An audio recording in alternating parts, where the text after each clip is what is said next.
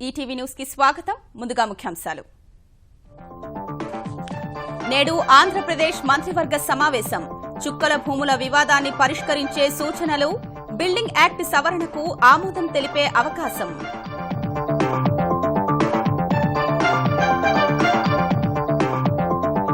ఏపీలో 150 పీజీ వైద్య విద్యా సీట్ల పెంపునకు ఎంసీఐ సానుకూలత.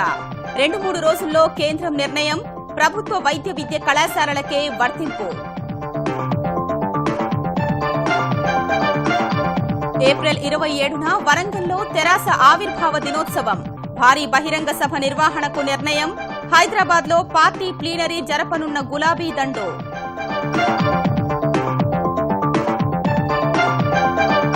పాలమూరు రంగారెడ్డి పనులకు అటవీ శాఖ అభ్యంతరం. అనుమతి వచ్చే వరకు అటవీయేతర ప్రాంతాల్లోనూ నిలిపేయాలని ప్రాజెక్టు ఇంజనీర్కు లేఖ. రిజర్వేషన్ ఖరారు కాకుంటే మరో రైల్లో బెర్తు. అదనపు రుసుములు లేకుండానే రాజధాని శతాబ్ది సర్వీసుల్లో ప్రయాణం. ఏప్రిల్ 1 నుంచి అమలు.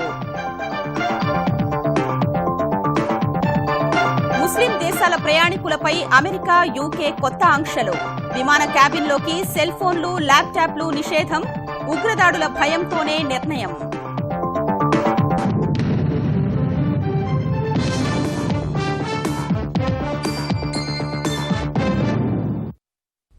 చుక్కల భూములపై స్పష్టత, బిల్డింగ్ యాక్టుకు చట్ట సవరణ వంటి అంశాలే ప్రధాన అజెండాగా నేడు అమరావతి సచివాలయంలో ఆంధ్రప్రదేశ్ మంత్రివర్గం భేటీ కానుంది. ఈ మధ్యాహ్నం 3 గంటలకు జరిగే ఈ సమావేశంలో దశాబ్దాలుగా నానుతున్న చుక్కల భూముల సమస్యను ఏపీ మంత్రివర్గం పరిష్కరించే అవకాశం ఉంది. ఎన్నో ఏళ్ల నుంచి భూమి ఎవరి ఆధీనంలో ఉంటే వారికే చెందేలా మంత్రివర్గం నిర్ణయం తీసుకునే అవకాశం ఉంది. ఈ మేరకు రూపొందించిన మార్గదర్శకాలకు మంత్రివర్గం ఆమోదం తెలపనున్నట్లు సమాచారం. కేంద్రం ఆమోదించిన బిల్డింగ్ యాక్టుకు అనుగుణంగా ఏపీలో చేసే చట్ట సవరణకు మంత్రివర్గం ఆమోదం లభించనుంది.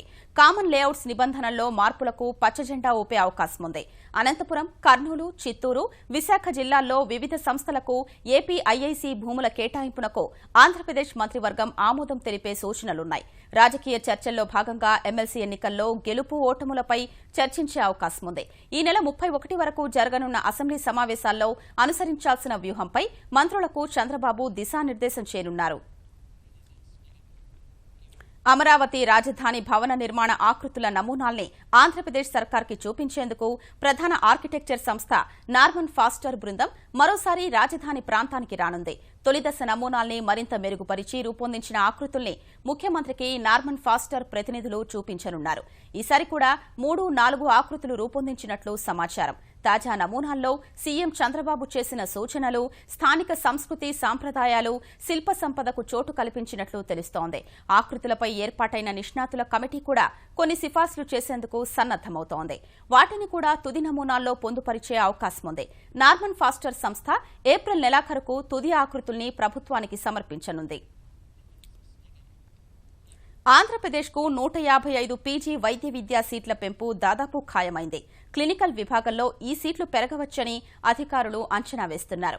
ఇటీవల దేశంలో అన్ని రాష్ట్రాలకు పీజీ వైద్య విద్యా సీట్లు పెరిగినా ఏపీకి మాత్రం మొండి చేయే ఎదురైంది. ఇదే సమయంలో పీజీ సీట్లు ఆశించిన స్థాయిలో దక్కని రాష్ట్రాల్లో మార్చి 9లోపు ఆయా కళాశాలల ప్రిన్సిపల్స్ స్వయంగా ఢిల్లీలో దరఖాస్తు చేసుకోవచ్చని ఎంసీఐ సూచించింది. వెంటనే ఆంధ్రప్రదేశ్లోని 7 ప్రభుత్వ వైద్య కళాశాలలకు చెందిన ప్రిన్సిపల్స్ ఢిల్లీ చేరి పీజీ సీట్ల పెంపునకు దరఖాస్తు చేశారు. మార్చి 11న ఆంధ్రప్రదేశ్ వైద్య ఆరోగ్య శాఖ మంత్రి కామినేని శ్రీనివాస్ సైతం కేంద్ర మంత్రి నడ్డాకు పరిస్థితిని వివరించారు. ఎంసీఐ సైతం ఏపీ విన్నపాన్ని ప్రత్యేకంగా పరిశీలించింది. తాజాగా ఆంధ్రప్రదేశ్కు 155 మెడికల్ పీజీ సీట్లకు అర్హత ఉందని కేంద్రానికి నివేదించింది. ఈ అంశంపై కేంద్రం నుంచి 2-3 రోజుల్లో ప్రకటన వెలువడవచ్చని ఆంధ్రప్రదేశ్ అధికారులు అంచనా వేస్తున్నారు. కోట్ల రూపాయల డిమాండున్న పీజీ సీట్లు 155 పెరగడం ప్రతిభావంతులైన పేద విద్యార్థులకు మేలు చేకూర్చే అంశమని నిపుణులు భావిస్తున్నారు. ఆవిర్భావ దినోత్సవాన్ని, ప్లీనరీని ఘనంగా నిర్వహించేందుకు తెరాస సిద్దమవుతోంది. ఏప్రిల్ 27న పార్టీ ఆవిర్భావ దినోత్సవాన్ని వరంగల్లో నిర్వహించాలని ముఖ్యమంత్రి కేసీఆర్ నిర్ణయించారు. అంతకుముందే పార్టీ ప్లీనరీని హైదరాబాద్లో నిర్వహించేందుకు సన్నాహాలు చేస్తున్నారు. మరోవైపు పార్టీ సభ్యత్వ నమోదు కార్యక్రమాన్ని త్వరగా పూర్తి చేయాలని కేసీఆర్ ఆదేశించారు. సభ్యులందరి పేర్లు ఆన్లైన్లో నమోదు చేయించాలని సూచించారు. సభ్యత్వ నమోదు అనంతరం పార్టీ కమిటీలు, అనుబంధ కమిటీలు, కొత్త జిల్లాలకు కమిటీల్ని ప్రకటించే అవకాశం ఉన్నట్లు సమాచారం. ప్లీనరీలో మరోమారు సీఎం కేసీఆర్ తెరాస అధ్యక్షుడిగా ఎన్నికవనున్నారు. హైదరాబాద్లో ప్లీనరీ ఎక్కడ నిర్వహించాలి, ఏ తేదీన జరపాలనే అంశంపై నిర్ణయం తీసుకోవాల్సి ఉంది. తెరాస ప్రభుత్వం ఆధ్వర్యంలో జరిగిన అభివృద్ది, సంక్షేమ కార్యక్రమాలపై వరంగల్లో నిర్వహించే బహిరంగ సభ ద్వారా ప్రజలకు సందేశమివ్వాలని కేసీఆర్ నిర్ణయించారు. కేంద్ర అటవీ పర్యావరణ మంత్రిత్వ శాఖ అనుమతినిచ్చే వరకు పాలమూరు రంగారెడ్డి ఎత్తిపోతల పథకానికి సంబంధించి అటవీ ప్రాంతంతో పాటు ఇతర ప్రాంతాల్లోనూ పనులు చేయవద్దని సంబంధిత అధికారులు సూచించారు. హరిత ట్రైబ్యునల్ ఆదేశం మేరకు అటవీ ప్రాంతంలో పనులు నిలిపివేసినట్లు తెలంగాణ నీటిపారుదల శాఖ పేర్కొనగా ఇతర ప్రాంతాల్లో చేపట్టవద్దని అటవీ అధికారులు కోరారు. మరోవైపు పాలమూరు రంగారెడ్డి ఎత్తిపోతల పథకం అంచనా వ్యయం 52,000 కోట్లుగా కేంద్ర అటవీ పర్యావరణ మంత్రిత్వ శాఖకు పంపిన నివేదికలో తెలంగాణ సర్కార్ స్పష్టం చేసింది.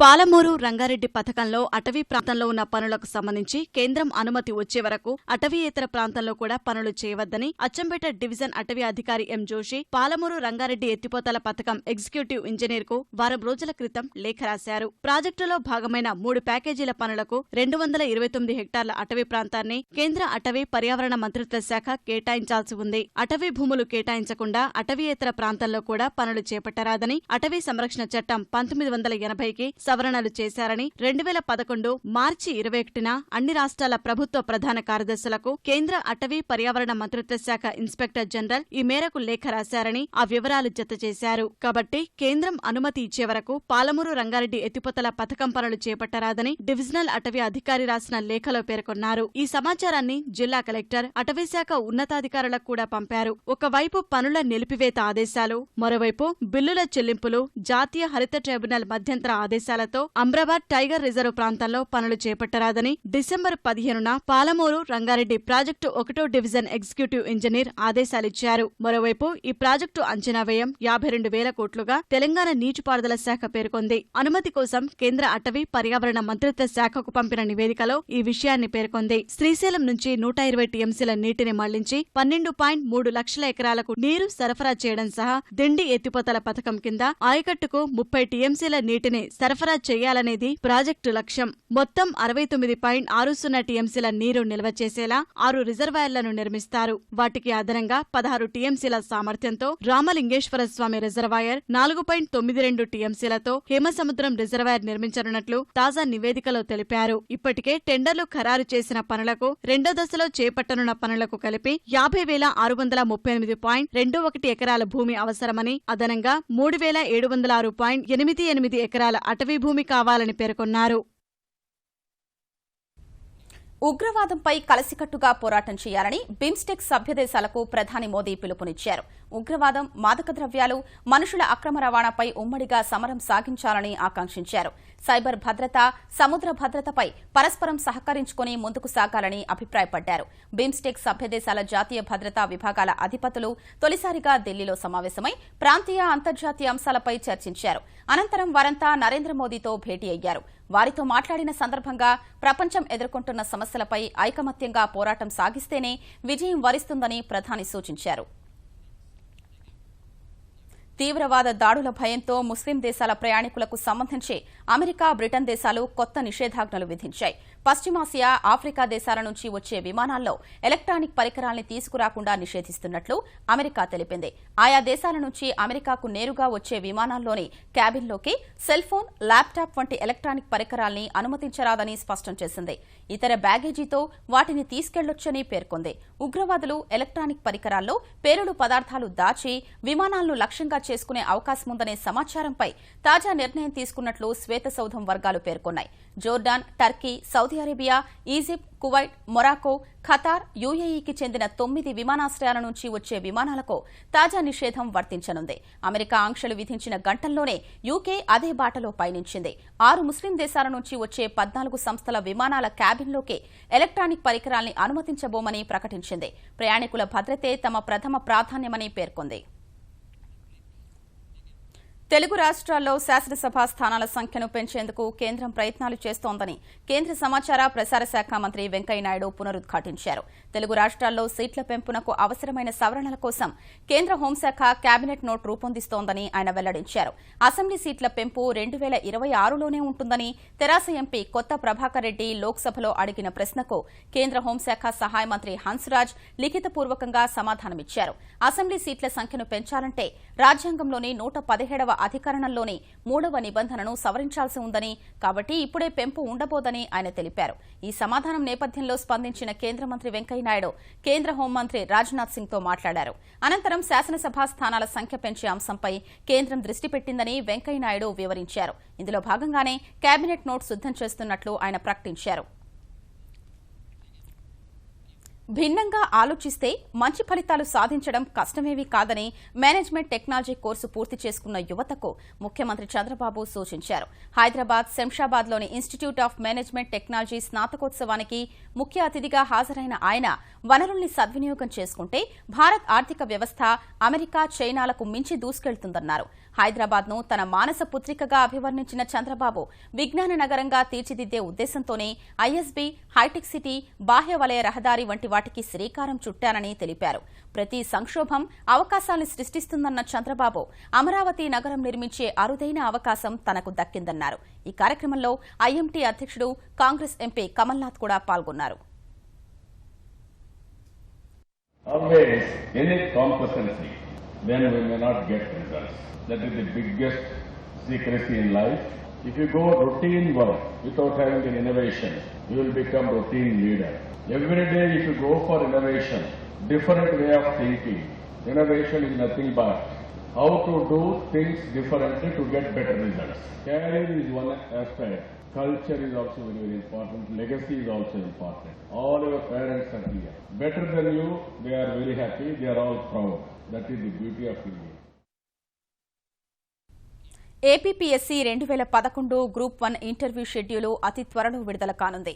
గ్రూప్ 1 ప్రధాన పరీక్ష 5వ పేపర్కు సంబంధించిన మూల్యాంకనంలో తప్పులు దొర్లినట్లు భావించిన ఏపీపీఎస్సీ అప్పటికే ప్రకటించిన ఇంటర్వ్యూ షెడ్యూల్ వాయిదా వేసింది.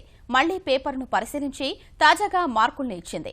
ఇంటర్వ్యూ షెడ్యూల్పై నిన్న సమావేశమై చర్చించిన ఏపీపీఎస్సీ సభ్యులు ఈ వారంలోనే ఫలితాలతో పాటు ఇంటర్వ్యూ షెడ్యూల్ విడుదల చేయాలని యోచిస్తున్నారు. సవరించిన కొత్త జాబితాను ఏపీపీఎస్సీ సభ్యులు ఆమోదించారు. దీంతో పాటు 1999 ఎగ్జిక్యూటివ్ పోస్టులకు ఎంపికైన అభ్యర్థుల జాబితాకు కూడా ఆమోదం తెలిపారు. ఈ 2 ప్రకటనల ఫలితాలు ఈ వారంలోనే అధికారికంగా ప్రకటిస్తామని ఏపీపీఎస్సీ అధ్యక్షుడు ఉదయ్ భాస్కర్ తెలిపారు. నిబంధనలు ఉల్లంఘించే ప్రైవేట్ ట్రావెల్స్ పై కఠిన చర్యలు తప్పవని ఆంధ్రప్రదేశ్ రవాణా శాఖ మంత్రి సిద్దా రాఘవరావు హెచ్చరించారు. విజయవాడలో ప్రైవేట్ బస్సు యాజమాన్యాలతో సమావేశమైన మంత్రి బస్సులు ఎట్టి పరిస్థితుల్లో 80 కిలోమీటర్లకు మించి వేగంగా వెళ్లరాదని సూచించారు. ప్రతి బస్సుకు స్పీడ్ గవర్నర్తో పాటు జీపీఎస్ వ్యవస్థ ఏర్పాటు చేసుకోవాలన్నారు. ఇందుకు 20 రోజుల సమయం ఇస్తున్నట్లు ఆయన తెలిపారు.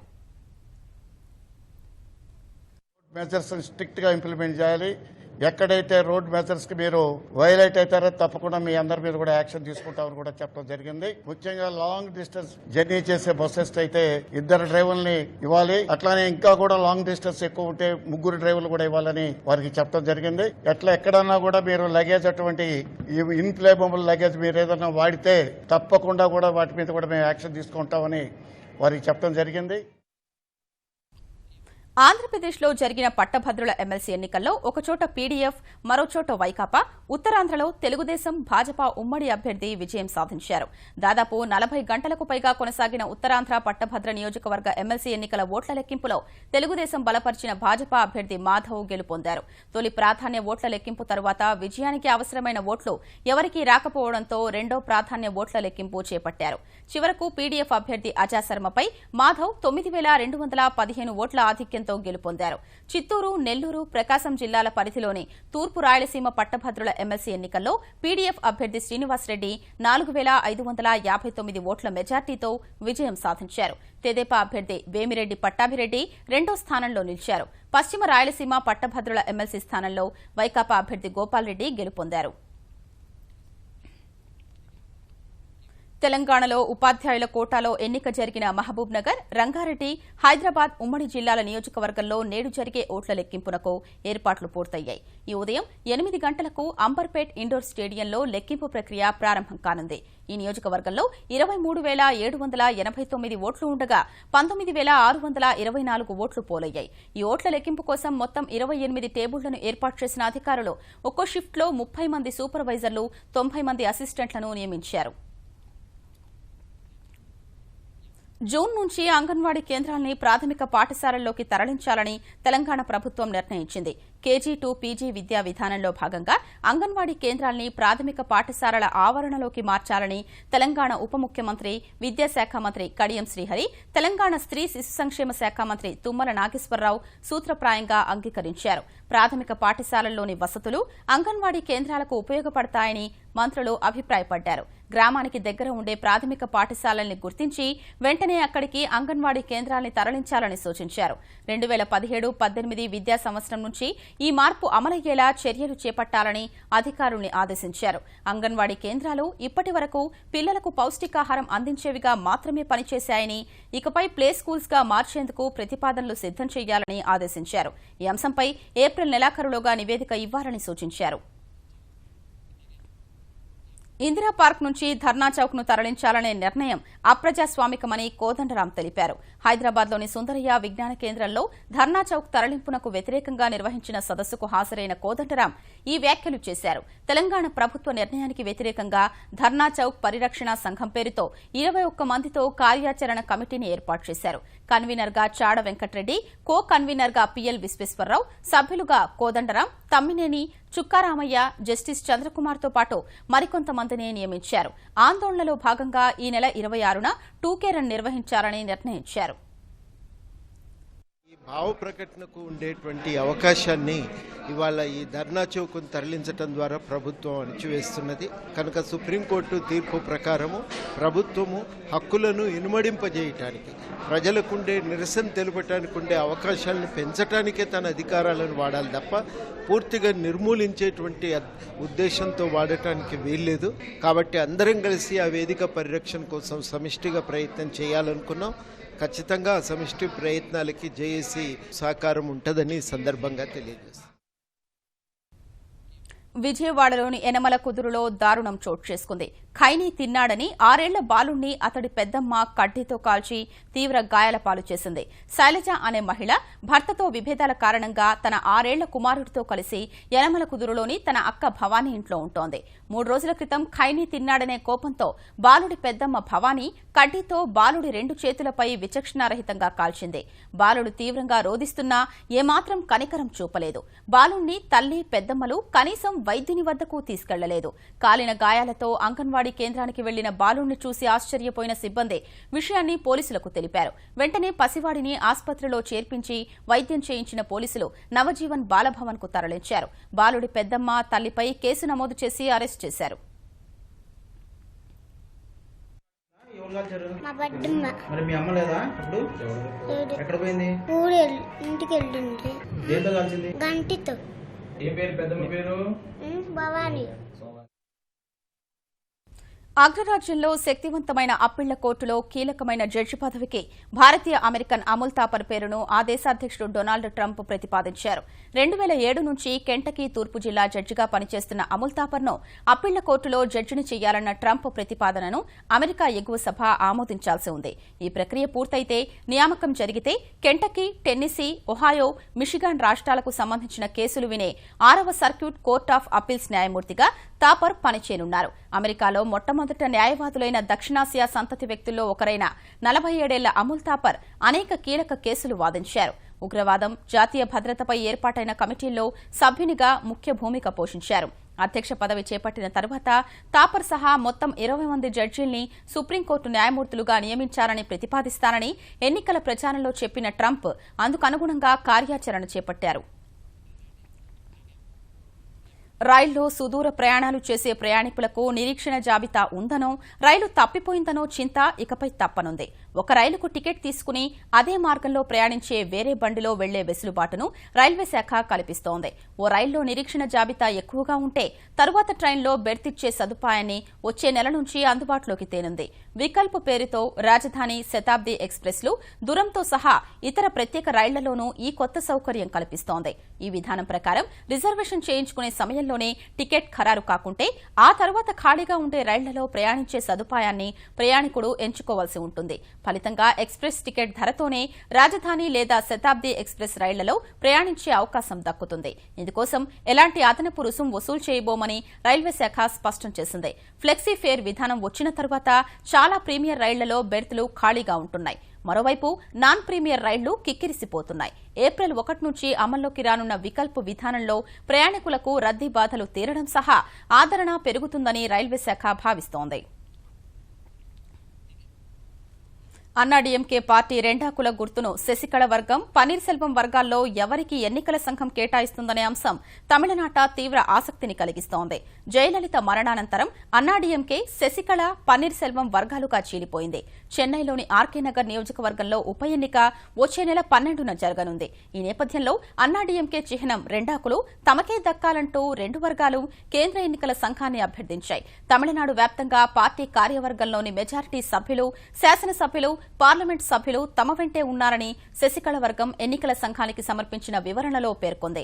పార్టీ నియమావళికి విరుద్దంగా ప్రధాన కార్యదర్శిగా శశికళ ఎన్నిక జరిగిందంటూ పన్నీర్ వర్గం తెలిపింది. ఈ వివాదంపై ఈ రోజు ఇరు వర్గాలు ఢిల్లీలోని కేంద్ర ఎన్నికల సంఘం ఎదుట హాజరై తమ వాదనలు వినిపించనున్నాయి. అనంతరం ఈసీ నిర్ణయం ప్రకటించే అవకాశం ఉంది.